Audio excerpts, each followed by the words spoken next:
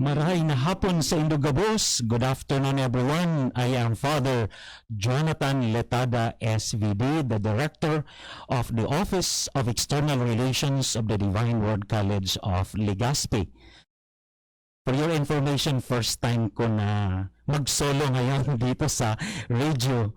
And I'm very much thankful to the DZGB for this invitation sa kanilang pag-imbita to share some reflections about our celebration for this week, the Holy Week as a Catholic, and also for this Lenten season. The good is with you. Yan ang aking greetings. One of my favorite greetings this Lenten season. The good is with you. Instead na, the God is with you. The good is with you. Do you claim that the good is with you? Para po sa kaalaman ninyo, ako po ay taga Burias. Ipinanganak po ako sa Barangay Osmeña, Claveria, Masbate. Kaya po sa lahat pong mga nakikinig sa Burias Island, sa Ticao Island, and the main island of Masbate, maayo na hapon sa Indotanan. Iniimbitahan ko kayong lahat na makinig sa pagninilay na ito, sa reflection na ito, sa paghahanda natin para sa Pasko ng muling pagkabuhay ng ating Panginoon. Let me share with you 3 essential things about Lent and Holy Week celebration. Una po ay from the Lenten message of our Holy Father, Pope Francis, for this year 2022. And the second one is the Paschal Triduum. Kasi bukas po ay magsisimula na po ang ating Paschal Triduum. Ano pa itong Paschal Triduum na ito? And number 3 is about Lent. First, ang ating pong mensahe po ni Pope Francis for the whole Catholics, for the whole world, for the celebration of our 40 days of preparation for Easter. Ito po, 4 na pong araw na paghahanda, 40 days, 4 na pong araw na paghahanda para sa Pasko ng muling pagkabuhay ng ating Panginoon. And you know, what is the focus of the Holy Father? Good and goodness. Good and goodness. Bakit kaya? Sa mga nangyayari ngayon sa ating lipunan, para bang there are a lot of bad things. Nandyan yung may mga iba sa atin tinitingnan na bad phenomenon, bad thing ang COVID-19 virus. But there are also good things na natutunan natin sa COVID-19 virus. Giyera sa Europe, no? Russia and Ukraine. Itong economic crisis sa Sri Lanka, no? Civil war until now in Myanmar. And other bad things happening in the world today. How about in our Philippine society? Nako, lot of bad things daw kahit ito, division, siraan, batuhan ng mga masasamang salita. May nakikita pa ba tayong mabuti sa ating lipunan? How about sa pamilya natin? Nandyan yung paghiwa-hiwalay, broken families, broken relationships, hindi na nagkakasundo ng mga pamilya, nandyan yung pag-aaway-away, batuhan, chismisan, etc., silbing rivalry, etc., etc. May nakikita pa ba tayong kabutihan sa ating pamilya? How about sa sarili natin? Do you see good things in yourself? Ito yung this is the message that the Holy Father would like to emphasize in his Lenten message. We are naturally good. You are naturally good. We are created good. And our heart is filled with goodness. We are capable to do good for others. Wow! Naniniwala ba kayo niyan? Yes, ako naniniwala ako. Walang masamang tao. Siguro, masama lang siguro ang mukha. Pero hindi siya masamang tao. There is no evil person in the world. Siguro evil lang According to our own perspective, sa ating pagtingin, o kaya according to the perspective of the world. Kaya nga, yung mga word natin ng mga condemning words, harsh words, words putting down people. Diba? Siguro, we should stop that. Enough that. And revive, no? And revive our natural goodness as a human person. Sabi nga ni Pope Francis, this Lent invites us to conversion. And what does conversion mean? Just only to change our attitude from being bad, from being having a bad attitude to magiging good attitude na tayo. Iwan na natin yung mga vices natin at magkaroon na tayo ng magandang buhay. Maling desisyon noon, babaguhin na natin ngayon. Conversion for the Holy Father is to change in mindset. Change in our perspective. Why mindset? Ito namang ibig sabihin talaga ng metanoia. Meta means beyond and nous means mind or mental construct. Kasi punong-puno ito ng biases, di ba? Punong-puno ito ng mga toxicity. Punong-puno ito, itong ulo natin ng punong-puno ang ulo natin ng mga prejudices, ng mga judgments.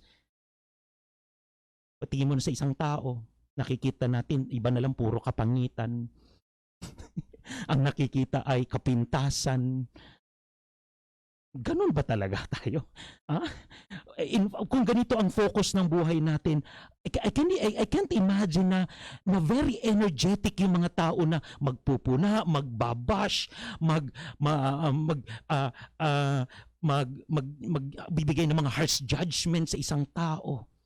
Pero bang hindi nauubusan ng energy? Pero yun, para sa akin, draining ang ganitong klaseng attitude. Yes, conversion is the time to change our mindset according to the Holy Father so that our life's truth and beauty may be found not so much in possessing as in giving, not so much in accumulating as in sowing and sharing goodness. Remember this. Mga tugang, remember this. You are good. You are created good. Your heart is filled with goodness and you are capable to do good. The second theme that I would like to share with you is the theme on the Paschal Triduum. Alam niyo kung ano yung Paschal Triduum? Itong Paschal Triduum ay ito yung 3 araw, 3 consecutive days of celebration beginning tomorrow, the Holy Thursday, or known also as a Maundy Thursday or mandated Thursday. Then on Friday, the Good Friday, and the last one is the Holy Saturday or known as the Black Saturday. Ito yung Paschal Triduum. Paschal Triduum. Here we are celebrating, the focus is the celebration of the Paschal mystery of our Lord. The passing, yung pagtawid, no? Pagtawid mula sa kamatayan hanggang sa muling pagkabuhay. At ano ba talaga ang kahulugan? Challenge sa atin. Ano ang message ng bawat araw sa loob nitong 3 araw na pagdiriwang natin? Let us begin with Holy Thursday. Do you know, in the Holy Thursday, there are 2 celebrations.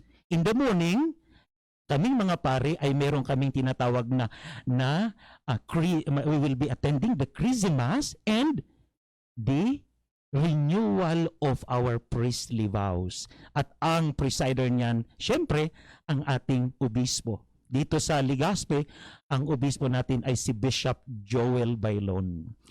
Si Bishop Joel Bailon, for your information, ay dating obispo po ng Masbate. At siya po ay nakasama ko at nagtrabaho po ko sa kanya noon as a catechetical coordinator. Kung nakikinig si Bishop, good afternoon po para sa iyo. And Holy Thursday, ano ang theme para sa akin sa the second celebration is the evening mass with the washing of the feet. And there are two sacraments instituted by Christ during Holy Thursday. And what are these two sacraments? The sacrament of the holy orders, ang pagpapari, and second one is the sacrament of the Holy Eucharist. Ang para sa akin, ano ang Holy Thursday? Ano ang theme para sa akin ng Holy Thursday? Called to serve. Ito ay paanyaya sa atin sa paglilingkod. Service. During this election, there are a lot of people shouting and also inviting us to listen to their appeal. I will serve you, I will serve you, I will save you. I remember nung ako ay nasa Puerto Galera, Oriental Mindoro, that was my first assignment as a priest. Hindi ko makakalimutan itong experience na ito. I was in charge of 75 to 85 altar boys. At mayroon silang formation for 6 months. At one time, nagkaroon ako ng one-on-one interview with our altar boys, mga candidates, no, for the installation, no, of our altar boys. At isa sa mga tinanong ko ng mga altar boy doon ay 9-year-old boy. Tinanong ko siya, bakit gusto mo maging altar boy? Why do you want to become an altar boy? At alam niyo kung anong sabi sa akin, anong sagot niya? Father Joe, I want to serve. Wow! Parang pang Mr. Universe ang kanyang sagot. I want to serve. Sabi ko nga itong maliit na batang ito, alam niya na kung ano ang paglilingkod. Do you know what does it mean to serve?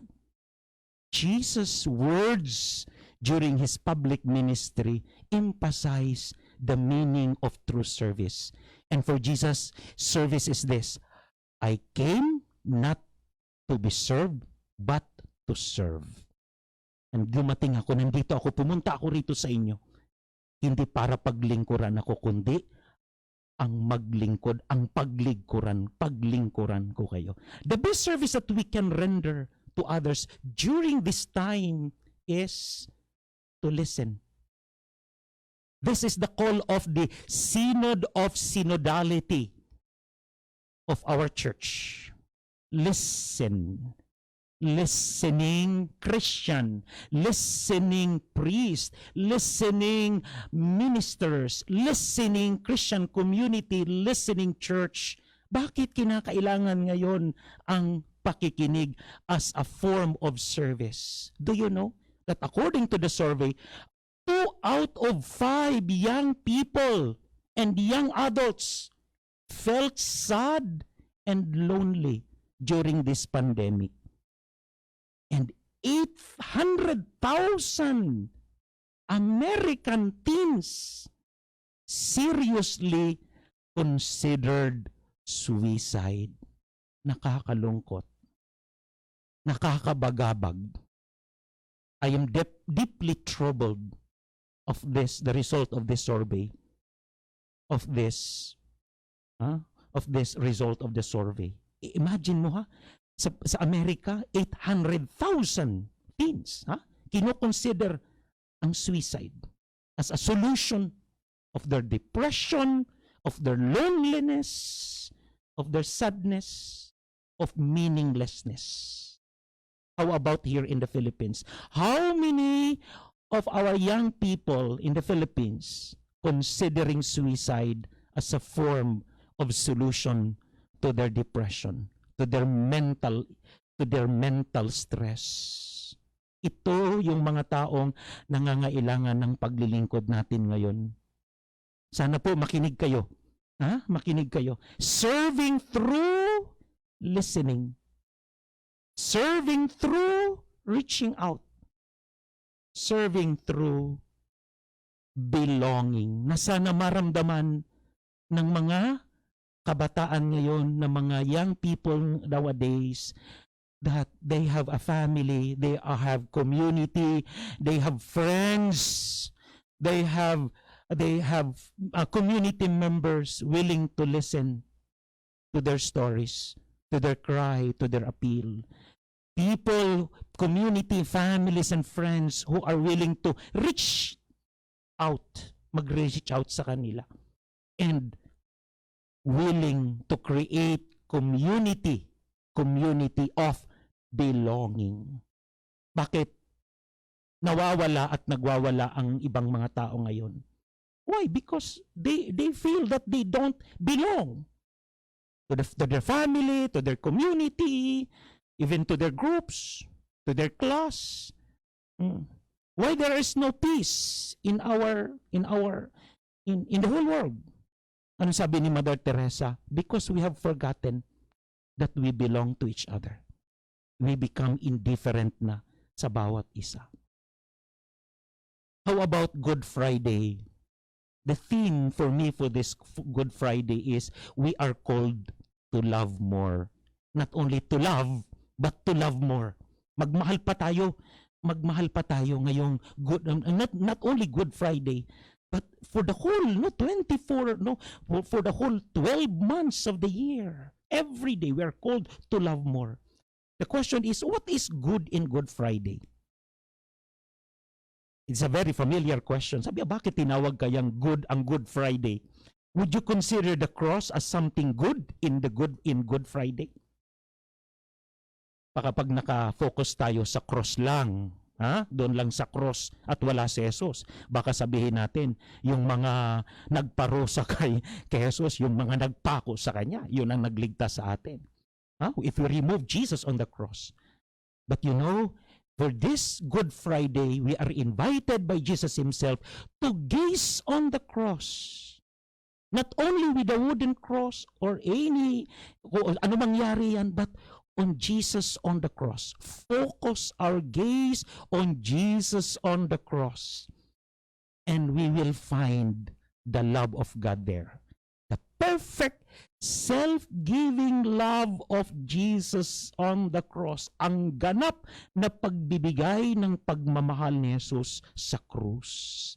Yun ang good sa Good Friday. It's the perfect self-giving love of Jesus on the cross. What is the language of Jesus? When we fix our gaze on Him on the cross, He's telling us, I love you. Mahal kita. And this is my best way to say, I love you forever. Mamahalin kita hanggang walang hanggan. Parang madrama, Kaya alam ninyo ngayong Good Friday, sana po hindi lamang natin i-romanticize ang kamatayan ni Jesus. Hindi lamang tayo nakatudo sa theologizing i-dramatize natin.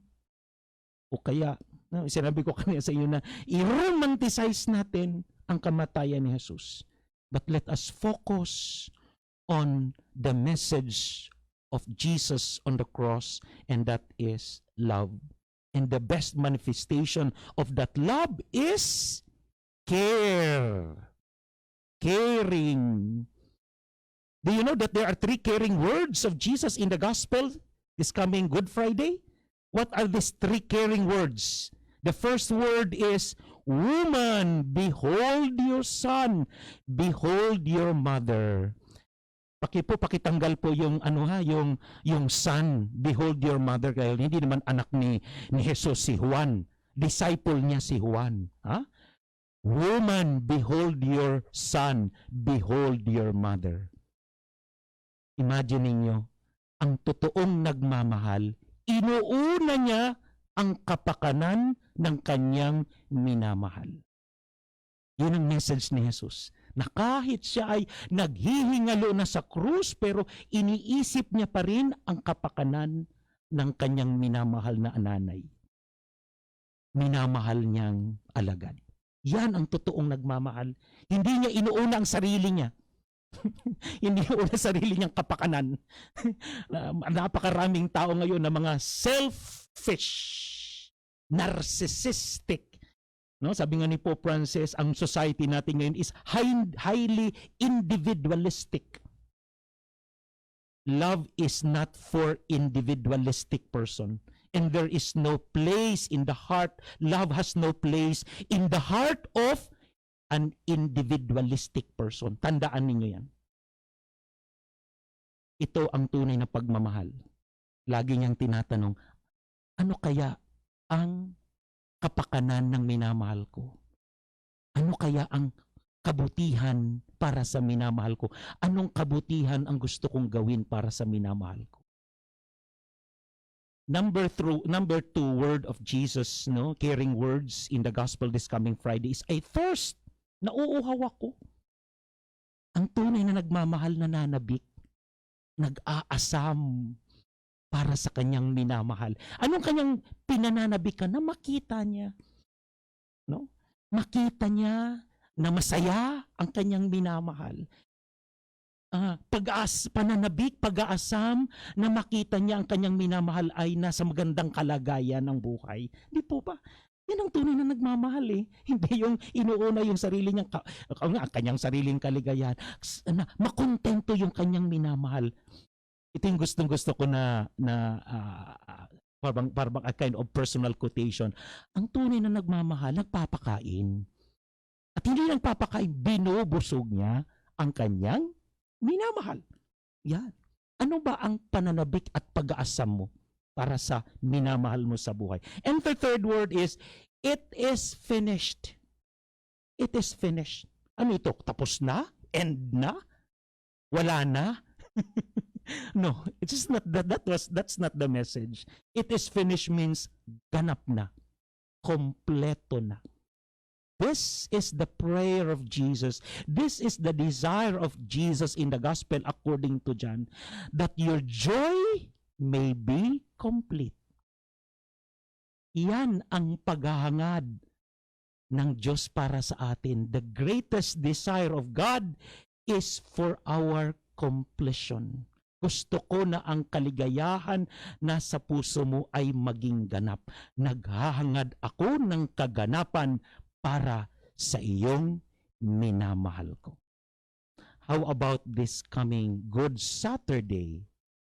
Tinatawag din itong Black Saturday. Alam niyo, sa Good Saturday, rest yan. Yan ang tinatawag na entombment time, entombment day, paglilibing kay Jesus. Ano bang meron sa isang ordinaryong paglilibing? Di ba, paglilibing, mabagal ang takbo ng sasakyan, ang mga music ay napakabagal, malungkot, nakakaiyak. Ilalagay na ang kabaong saan? Sa libingan. No? Entombment, ilibingan. Ihahatid na natin sa huling hantungan ng ating minamahal. Anong pakiramdam natin? Ano ang damdamin, prominent feelings during entombment? Malungkot. Nakita natin, mararamdaman natin yung kalungkutan ng paghihiwalay. You know, this is the most painful part of death. Separation. And after the separation, doon mo mararamdaman, after na mailibing, naalala ko nung namatay ang nanay ko, hindi ko maramdaman yung wala akong maramdaman because of the trauma of the death ng nanay ko. Pero naramdaman ko yung sakit nung umuwi na ako sa bahay. Bakit? Lahat ay silence. Our house, our home was enveloped with silence. At doon mo mararamdaman ang tunay na sakit ng paghihiwalay. This Good Saturday, this Holy Saturday, the invitation of Jesus for all of us is to stay with Him in silence. To rest. To rest. Magpahinga. Magpahinga tayo. Pwede ba tayo magpahinga? Nagmamadali ka ba?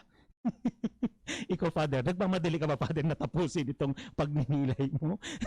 Just only 30 minutes. Marami sa atin magmamadaling kumain, nagmamadaling tapusin ang trabaho, nagmamadali na matapos ng araw.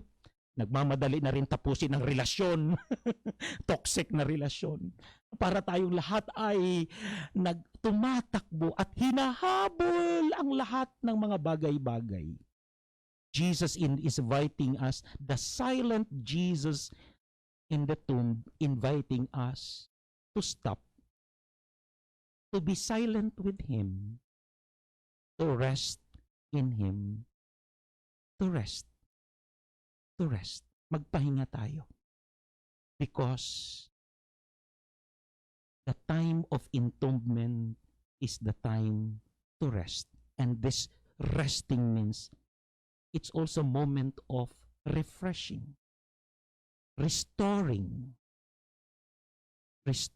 our lost energies, to refresh our tired bodies, our tired soul, our tired spirit, our tired emotions, so that we can see the direction where God will leading us after we have taken our rest. Hindi natin makikita ang tunay na direksyon ng buhay natin if we failed on this aspect of rest, of stopping. Hindi. Magiging klaro lamang ang direksyon ng buhay natin kung saan tayo dadali ng Diyos if we listen to His call to rest with Him and restore our lost relationship with Him. Revive our lost relationship with our families, with our friends, even with our enemies. And the third and the last is the word Lent. Very short na lang po ito. Alam niyo ba kung saan nanggaling yung word na Lent? From the Old English word Lenten. L-E-N-C-T-E-N. Lenten. Which means springtime. Spring season ngayon sa Europe, sa mga malalamig na bansa, yung mayroong 4 seasons. Today, this month is simula na ito ng spring. Dito mo makikita na ang isang dating parang patay na puno, mamumukadkad. At alam niyo kung ano ang unang lumalabas sa isang puno, sa damuhan? Bulaklak. I remember when I was in Netherlands, I witnessed the first day of the spring season. Ang unang tumubo sa mga damuhan, mga bulaklak. Beautiful tulips. Sa mga puno na parang patay na, walang dahon, ang unang sumibol ay mga bulaklak. Springtime. Yes. This season of Lent is a season of springtime, pagsibol. At ito sana din ang ating panalangin, no, as we meditate and contemplate on the Paschal mystery of Jesus, His suffering, death, and resurrection, preparing for this Easter season, that our spiritual exercises, our devotions, mga bisita iglesia, our pabasa, our devotions and prayers be a springtime of good and goodness in our hearts. Sana ito yung panahon ng pagsibol, muling pagsibol ng kabutihan sa puso natin, kabutihan sa pamilya natin, pagsibol ng kabutihan sa lipunan natin, lalo-lalo na sa ating bansang Pilipinas. Pagsibol ng kabutihan sa buong mundo. Ito ang ating panalangin sa mga panahong ito. Nawa ang pagninilay na ito ay nagbigay po sa inyo ng hindi lamang ng kaalaman, kundi magbibigay sa inyo ng mga bagay-bagay, wisdom na magagamit ninyo sa inyong pagninilay ngayon, panahon po ng Holy Week, lalong-lalo na sa ating pong Paschal Triduum. Simulan po natin ang pagninilay na ito na may kabukasan ng ating kalooban. Open heart, with docility, with prayer disposition, so that we'll be able to encounter the good, who is Jesus Himself.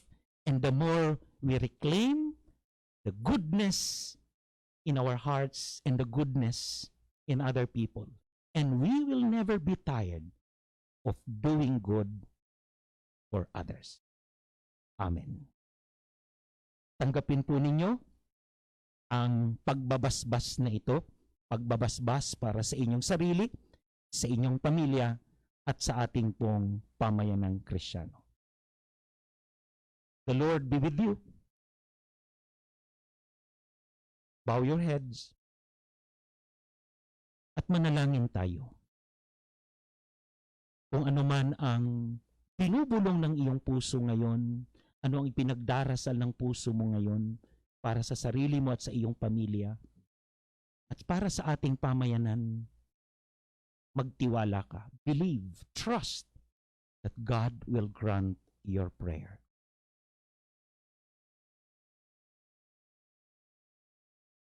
And may the good Lord bless you, the Father and the Son and the Holy Spirit. Amen. Thank you very much at magandang hapon po muli sa inyong lahat.